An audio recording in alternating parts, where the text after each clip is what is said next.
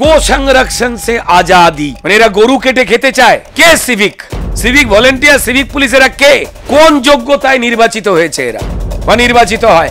একটাই যোগ্যতা, তৃণমূল। একজন সনাতনী বোন খুন হয়েছে বলে খুব খারাপ লাগছে হয়তো আমার এই কথাটা শুনতে। একটা বড় অংশের সংখ্যালঘু সমাজ তারা কিন্তু জাস্টিস চাইছে না, রাস্তায় নামছে না, ইভেন মাদ্রাসা শিক্ষকেরা। এক গাদা মন্ত্রীকেও নাকি শুনছি বাংলা খাওয়াচ্ছে সবাই।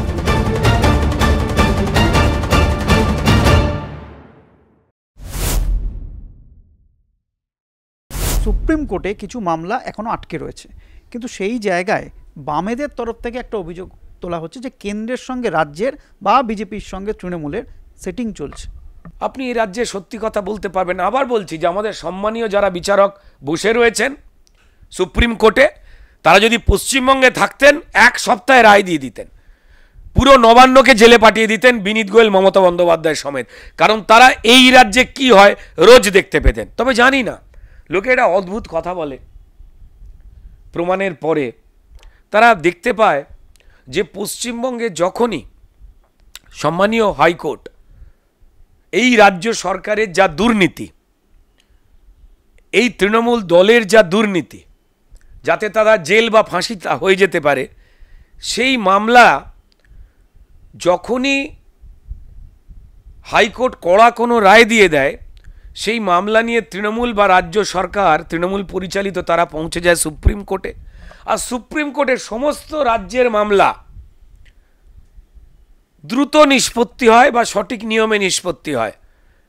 কিন্তু পশ্চিমবঙ্গের যে মামলাগুলো ওখানে গিয়ে পৌঁছয়, যার রায় বেরোলেই মমতা বন্দ্যোপাধ্যায় সপরিবারে সপার্ষদ জেলে যাবেন, সেই মামলাগুলো সুপ্রিম কোর্টের শুনানি হয় না, ঝুলে থাকে। এই রাজ্য সরকারি কর্মচারীদের ডিএ, সেটা বছর পেরিয়ে গেছে, এখনো সুপ্রিম কোর্ট রায় দিচ্ছে না। কাকে বাঁচাতে, এটা মানুষ জিজ্ঞেস করছেন। এই সুপার নিউমেরিক পোস্ট, ভুয়ো চাকরি, যা তৃণমূলের নেতারা 10-15 লক্ষ টাকা দিয়ে দিয়েছিলেন, শিক্ষিত ছেলেমেয়েরা হিন্দু, মুসলমান, শিখ, খ্রিস্টান বাড়ির, তারা রাস্তায় বসে রয়েছে, চোখের জল ফেলছে, চাকরির বয়স চলে গেছে। এই ব্রাত্য বসু অপদার্থ, যিনি যোগ্য এবং অযোগ্যকে সুপার নিউমেরিক পোস্ট বলে মিশিয়ে দিলেন, সেটা ধরা পড়ল হাইকোর্টে। সেই মামলায় যেই সুপ্রিম কোর্টে গেল, তার রায় আটকে রয়েছে। এই কদিন আগে ওবিসি সার্টিফিকেটের তৃণমূল আমলে যে কোটি কোটি 2 কোটি বোধহয় প্রায় সার্টিফিকেট ইস্যু করা হয়েছে আদার ব্যাকওয়ার্ড ক্লাসের, সেই সবকটাই ভুয়ো। সেটা হাইকোর্টে প্রমাণ হয়ে গেল যে কাউকে চাকরি বাকরি বা সুবিধে পাইয়ে দেওয়ার জন্য টাকা পয়সা নিয়ে তৃণমূল থেকে এই সার্টিফিকেট ইস্যু করা হয়েছে। সেই মামলাও সুপ্রিম কোর্টে গেল, চন্দ্রচূড় বাবুদের সময় হচ্ছে না। এই ঘটনাগুলোকে দেখবার পর প্রত্যেকটা মানুষের সন্দেহ হচ্ছে যে তৃণমূল সরকারকে বাঁচাবার জন্য হাইকোর্টের কেউ কেউ কি কোনো বড় লয়ার, দালাল মারফত কোনো সেটিং করেছেন, নালে অন্য রাজ্য নিয়ে তো এই ঘটনা ঘটছে না। এই কথা শুনবার পর আমাদের খারাপ লাগছে। ভারতীয় জনতা পার্টি বলুন বা ব্যক্তিগত আমার কথা বলুন, একজন নাগরিক হিসেবে বা শিল্পী হিসেবে আমরা মানুষের এই প্রশ্নগুলো জবাব দিতে পারছি না। আমরা বিশ্বাস করি সুপ্রিম কোর্ট নিরপেক্ষ। দেখবেন কিছু ছেলে মেয়ে তালি দিচ্ছে আর স্লোগান তুলছে, আজাদি আজাদি, ভারত তেরে টুকরে হোঙ্গে বলে যারা স্লোগান দিয়েছিল দিল্লির JNUতে, তাদেরই উগ্র বামপন্থী কিছু ছাত্র সংগঠন তারা রাস্তায় নেমেছে, ইয়াং ছেলে মেয়ে, তারা জাস্টিস চাই বলছে। তারা মমতা বন্দ্যোপাধ্যায়ের দিকে ডিরেক্টলি আঙুল তুলছে না, স্বাস্থ্যমন্ত্রীর দিকে আঙুল তুলছে না, অপদার্থ মুখ্যমন্ত্রীর দিকে আঙুল তুলছে না। প্রাইমারি জাস্টিস মানুষকে দেওয়া যার কাজ এবং রাজ্যের দায়িত্ব, বারবার দেখবেন তারা লিখছে দেশ সুরক্ষিত নয়, তারা রাজ্য সুরক্ষিত নয় বলছে না। এই আজাদি স্লোগান দেওয়া, সেখানে কি উঠছে, মনুবাদ সে আজাদি। আরে গো সংরক্ষণ সে আজাদি, কাদের স্লোগান এগুলো? মানে গো সংরক্ষণ করা যাবে না, মানেটা কি? মানে এরা গরু কেটে খেতে চায় যারা বলছে, এরা কারা? এরা কাদের সুবিধে করছে?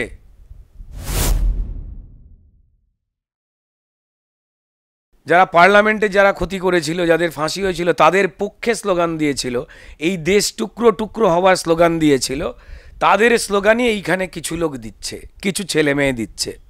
তারা সরল, তারা হয়তো না বুঝে দিচ্ছে, ভাবছে দারুণ নাড়া উঠছে। কয়েকজন অভিনেত্রীও দিয়ে ফেলেছেন দেখলাম, তারা জানেন না হয়তো। যারা এই রাজ্যের মমতা বন্দ্যোপাধ্যায়ের পদত্যাগ দরকার, সেটার থেকে দেশ বিপন্ন, এই দেশে আমি সন্তানের মা হব কি করে, অনেকেই বলছেন, এই রাজ্যেরটা বলছেন না। আবার বলছি যে ভারতবর্ষের বিভিন্ন জায়গাতে দুর্ভাগ্যজনক ঘটনা ঘটে। আপনি নিজেও বললেন, তথ্য দিলেন যে এই ঘটনা ঘটবার, আরজিকর 9 তারিখের ঘটনা ঘটবার পরে তারপর পশ্চিমবঙ্গে 16টা ঘটনা ঘটেছে।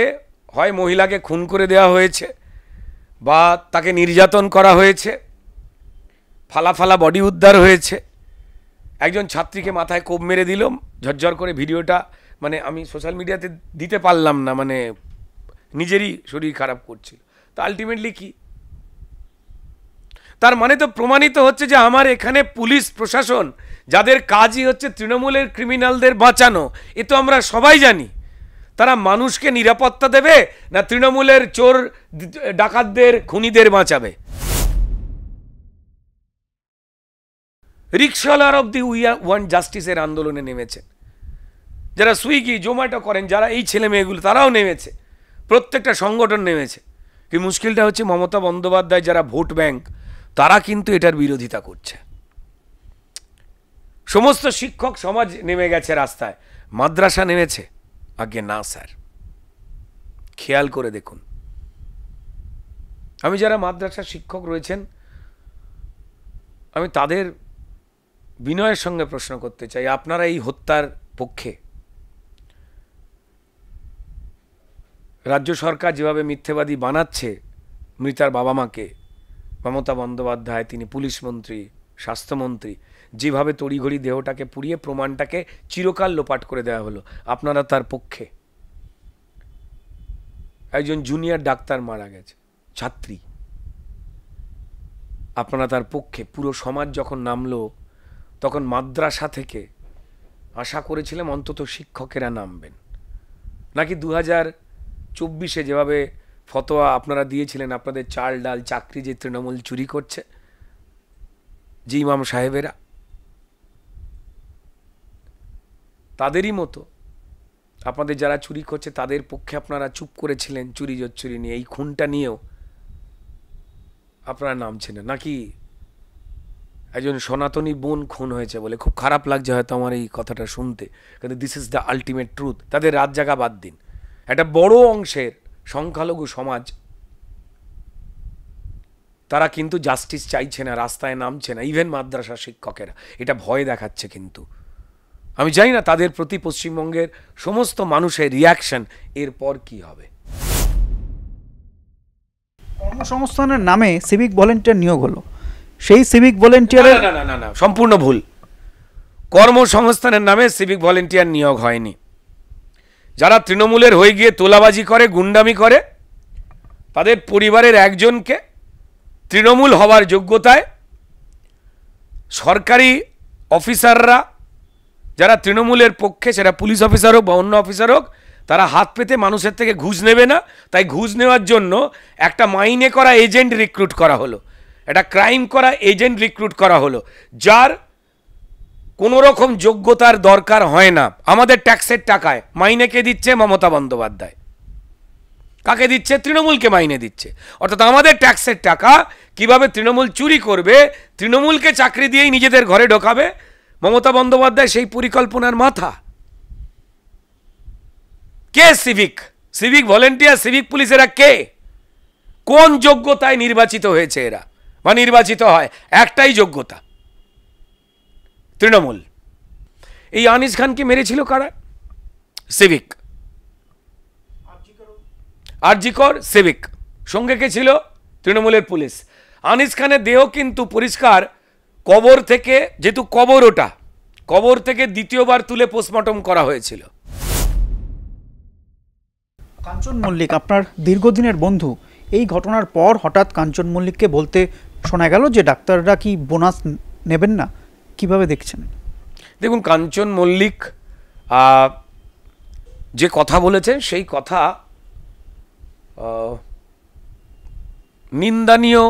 নিন্দনীয় সবাই বলেছেন। আমার কাছে এটা চরম দুর্ভাগ্যজনক একটা কথা। শুধু কাঞ্চন মল্লিক নয়, উদয়ন গুহ থেকে শুরু করে, লাভলি মৈত্র থেকে শুরু করে, একের পর এক ব্যক্তি, চন্দ্রনাথ সিনহা থেকে শুরু করে বিভিন্ন রকম যারা আন্দোলন করছেন তাদের বিরুদ্ধে খারাপ কথাবার্তা বলেছেন। এই নির্দেশটা কে দিয়েছেন? মমতা বন্দ্যোপাধ্যায়। যবে থেকেই তিনি বলেছেন যে আমি আগে বলেছিলাম যে বদলা নয় বদল চাই, আর সেই কথাটা বলছি না। তার মানে উনি বদলা চাইছেন। তৃণমূলের এই চুরি, দুর্নীতি, অন্যায়ের বিরুদ্ধে যেই কথা বলবে তাদের থ্রেট, মার ধর, তিনি সেইটা নিদান দিয়ে দিলেন। তিনি বললেন ফোঁস করতে। এটা কবিতা ছিল না, বাবুরাম সাপুরে কোথায় যাস বাপুরে, আয় বাবা দেখে যা দুটো সাপ রেখে যা, সেই সাপ জ্যান্ত গোটা দুই আন্ত, পাবলিক তেরে মেরে ডান্ডা করে দেনা ঠান্ডা। এই কবিতার শেষ লাইনের দিকে পাবলিককে মমতা বন্দ্যোপাধ্যায় কিন্তু আহ্বান করছেন।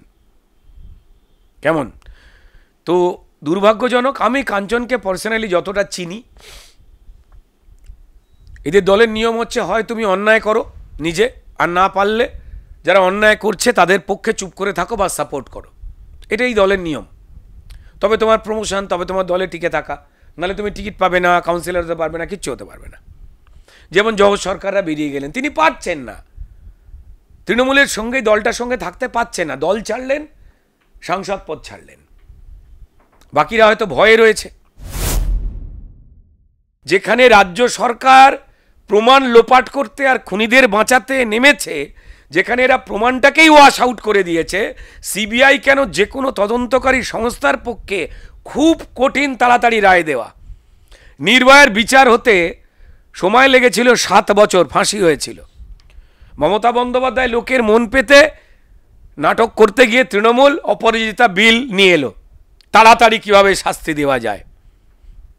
অথচ এই মমতা বন্দ্যোপাধ্যায় মঞ্চ থেকে ক্রিমিনালদের বীর বলেন, বাঘের বাচ্চা বলেন। মানে উনি ক্রিমিনালদের জন্ম দেবেন আগে। ক্রিমিনালকে জন্ম দেওয়াটা তৃণমূল বন্ধ করুক যে কদিন ক্ষমতায় আছে। ক্রিমিনালদের একটাও জেলে পড়েননি উনি। যদি জেলে পড়তে শুরু করতেন, যারা ক্রাইম করার চেষ্টা করেছে তারা ভয় পেত, যে কোনো ধরনের ক্রাইম। একটা ডাক্তার ছেলেও মারা যেতে পারত। ছেলে মানে তার প্রাণ নেই, তার শরীর নেই, এটা হতে পারে না। বিজেপি মানেই হচ্ছে বাংলা বিরোধী। হ্যাঁ, আমরা তো ডেফিনেটলি, যারা বাংলা খায় তাদের তো বিরোধী। বাংলা খেলে লিভার খারাপ হয়। এবার তৃণমূল প্রচণ্ড বাংলা প্রেমী, ঠিক আছে, কে কাকে দিচ্ছে, এক গাদা মন্ত্রীকেও নাকি শুনছি বাংলা খাওয়াচ্ছে সবাই। আমি বলতে পারবো না, এই নিয়ে মদন মিত্র বা কল্যাণ ব্যানার্জি তারা বলবেন। এই নিয়ে আমার বাংলা ইংলিশ এসব নিয়ে আমার কথা বলা নয়। ডেফিনেটলি আমরা বাংলা ইংলিশ যে কোনো ধরনের নেশা, গাঁজা এসবের বিরোধী। পশ্চিমবঙ্গের গণতন্ত্র রক্ষার পক্ষে, পশ্চিমবঙ্গের মানুষের পক্ষে আন্দোলন করতে গিয়েই কোনো দল করেনি। আমাদের 250-এর ওপর কর্মীকে কিন্তু মেরে ফেলেছে তৃণমূল। আর তৃণমূলের পুলিশ ঠিক যেভাবে আরজি করে আমার বোনটাকে পোস্টমর্টম করবার আগে ইউডি কেস দিল, আনন্যাচারাল ডেথ মানে অস্বাভাবিক মৃত্যু, খুন লিখল না, ঠিক তেমনই পশ্চিমবঙ্গের মানুষের কী কী পাওয়ার গণতান্ত্রিক অধিকার, হিন্দু মুসলিম কেন্দ্র থেকে কত টাকা পাঠানো হচ্ছে শিক্ষার জন্য, স্বাস্থ্যের জন্য, রাস্তাঘাটের জন্য, জলের জন্য, জব কার্ডের জন্য, রেশনের জন্য, সেইটা আমরা বলে দিচ্ছিলাম মানুষকে। তাই আমাদের 250-এর ওপর কর্মীকে খুন করেছে তৃণমূল। আর তৃণমূলের পুলিশ এই আরজি করের বোনটার মতো ইউডি কেস দিয়েছে, আত্মহত্যা। ঠিক একই সিলেবাসে বলেছে। পশ্চিমবঙ্গের মানুষ জানেন যে কাদের, কোন রাজনৈতিক দল তাদের জন্য লড়াই করতে গিয়ে প্রাণ দিচ্ছে, নিজের জীবিকা দিচ্ছে। শিক্ষা দপ্তর, স্বাস্থ্য দপ্তর, দেখা যাচ্ছে এটা ঘুঘুর বাসা। টলিপাড়াতেও এমন রয়েছে। দেখুন, ঘুঘু সামাজিক কারণে জন্মায়। আপনাকে দেখতে হবে যে ঘুঘুর বাসায় কে ফ্রিজ এনে দিচ্ছে, কে এসি লাগিয়ে দিচ্ছে। মমতা বন্দ্যোপাধ্যায়, তিনি হচ্ছেন মানে ঘুঘু লালনকারী। 2019 সালে যখন ছেলেমেয়েরা রাস্তায় বসেছিল, চাকরি চুরি হয়ে যাচ্ছে, সেই সময় তিনি মন্তব্য করেছিলেন যে এসএসসিটা হচ্ছে ঘুঘুর বাসা, অর্থাৎ এখান থেকেই চাকরি চুরিটা হয়। কিন্তু উনি ঘুঘুর বাসার এসএসসিটার ঘুঘুর বাসা ভাঙেননি, যাতে আরও ঘুঘু জন্ম হয়, বাকি ঘুঘুরা ডিম পাড়ে, তার বন্দোবস্ত করেছেন। যতদিন তৃণমূল থাকবে বিভিন্ন জায়গায় ঘুঘু আর ঘুঘুর বাসা তৈরি করবেন মমতা বন্দ্যোপাধ্যায়। এই সবকটা নিরপেক্ষ প্রতিষ্ঠানকে নিজেদের হাতে নেবেন এবং সেখানে অন্যায়ের বিরুদ্ধে যারাই কথা বলবেন তাদেরকে কেস খাইয়ে দেবেন, জেলে পুরে দেবেন, নয় তাদের কাজ কেড়ে নেবেন। অরিন্দম শীল যার বিরুদ্ধে অভিযোগ উঠল এবং ইতিমধ্যেই তাকে চিঠিও পাঠানো হয়েছে, ওনার বিরুদ্ধে যে বা যারা অভিযোগ করেছেন সেই অভিযোগ এসেছে সেখানে ডিরেক্টরসদের যে অ্যাসোসিয়েশন, এই প্রত্যেকটা অ্যাসোসিয়েশন তৃণমূল হ্যান্ডেল করে। তাই অ্যাকচুয়ালি কি ঘটনা ঘটেছে আর কি ঘটনা ঘটেনি এটা বলা খুব কঠিন। এটা একমাত্র বলতে পারবেন আদালত। আমার নিজের মনে হয়েছে যদি কোনো ঘটনা এরম হয়ে থাকে এই অবশ্যই এটাকে আদালতে নিয়ে যাওয়া উচিত। আদালতে যদি না যাওয়া হয় তো তাহলে আসলে কে কতটা মিথ্যে কথা বলছেন, কে কতটা সত্যি কথা বলছেন, কে দোষী বা কার ক্ষতি হয়েছে এইটার না, যেহেতু ফিল্ম ইন্ডাস্ট্রি তৃণমূল অপারেট করে, যেখানে তৃণমূল রয়েছে সেখানে সত্যের অনুসন্ধান বড় কঠিন। যে অভিযোগ এসছে সেই অভিযোগ দুর্ভাগ্যজনক, অত্যন্ত বিমর্ষের। অবশ্যই আমি নিজে চাই যে এটার বড় করে আদালত থেকে ফয়সালা হোক।